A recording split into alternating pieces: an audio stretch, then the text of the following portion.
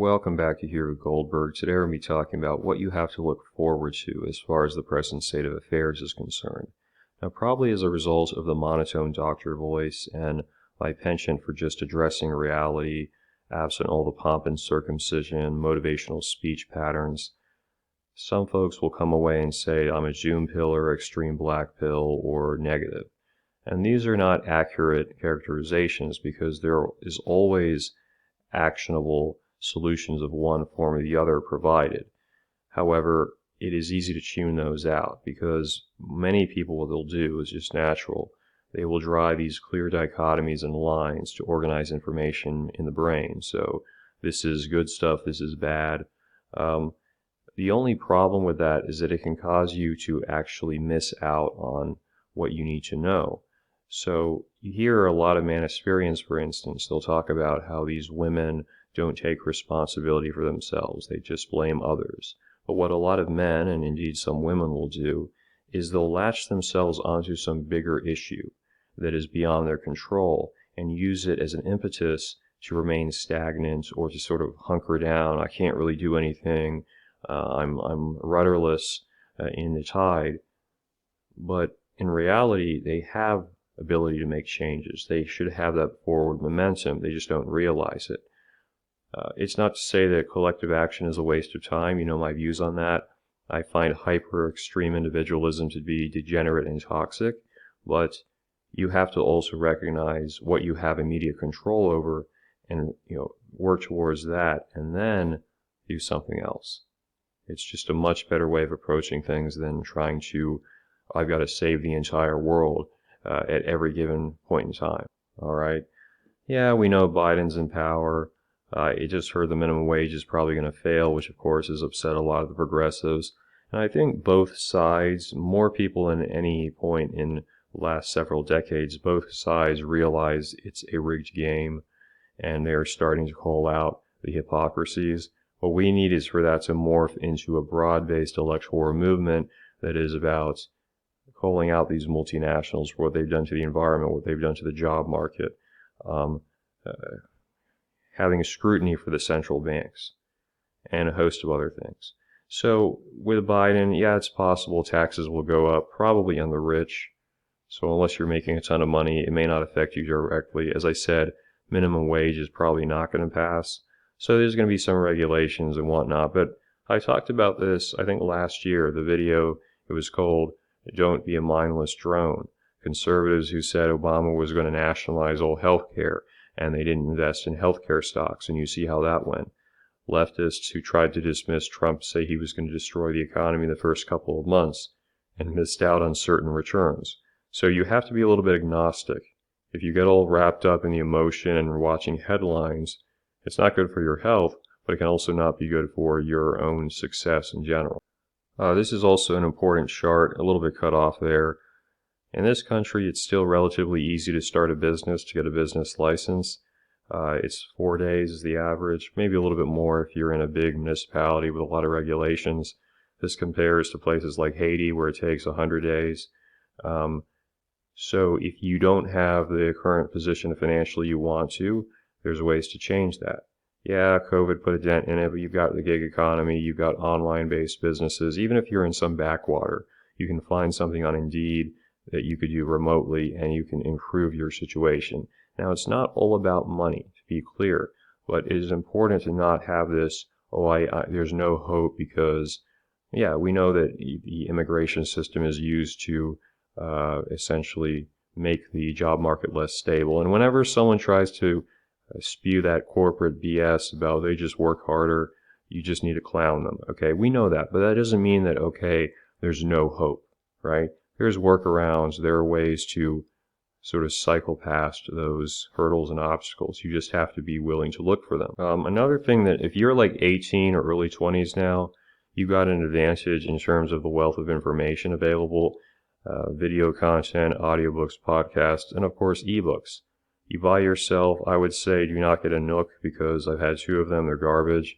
Maybe get a Kobo or something else. You can go to one of these websites and you can download in a few minutes the equivalent of, 2 years worth of college education. on health, on dating, on fitness, all these different things. You do not need to, oh my God, oh, I don't have money, I can't go to university. Well, start now. Start with what you have available. People will say, I don't like reading. Well, read some more and read some more, and then you're going to probably find, oh, this is kind of interesting. This is the stuff that if you have and you start at 18, you read like one book a week, you're going to be financially, intellectually, socially, culturally eons ahead of most other people. And I'm not saying that like it's a good thing, because they should also be reading, but I'm just trying to point out that you should not treat education like, oh, there's this wall around it, I have to have a college degree. If you can go to college and you've got reasons to, okay, but your education never ends. Just because you get a job doesn't mean you stop reading, doesn't mean you stop taking classes. All right? So don't just, oh, you have all this in front of you, and much of it is for free, so there aren't really any excuses. And then I really have to cover this quickly, because a lot of people, if you ask them, like, what is their goal in life, they may come up with this whole financial independence, retire early, which I honestly think is just a reflection of our materialistic society, because both of our political parties are fundamentally materialistic. We're going to tax you to provide this, we're going to cut taxes and regulations to provide this. You might say the social conservatives are an exception, but you see how quickly they run away from the issues when they're not popular anymore. So a lot of people naturally, oh, I've got to retire by this age to be successful. Well, hopefully you're retiring because you have a purpose and you want to pursue something that's a little bit more meaningful.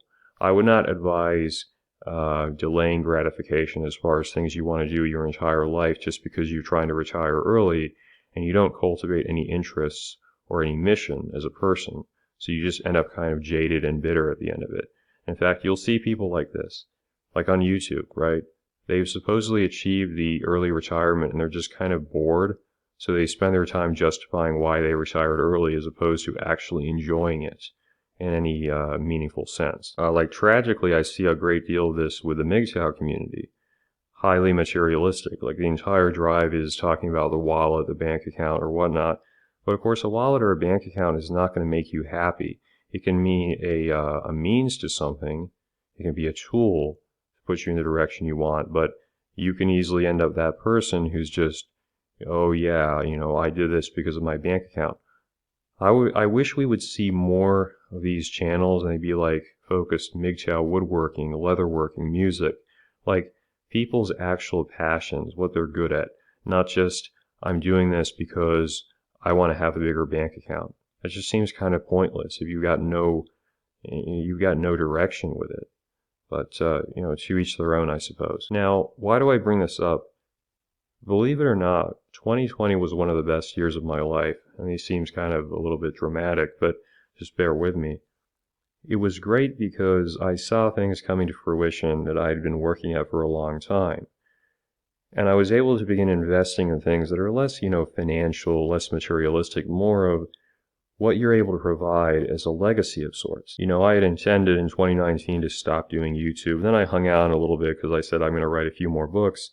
And it's been, I think, 3 or 4 since then, including a couple of them which have actually had a lot of citations, been major research projects. A couple of years ago, I would have never thought I was going to actually do that. And it's not about selling a book, right?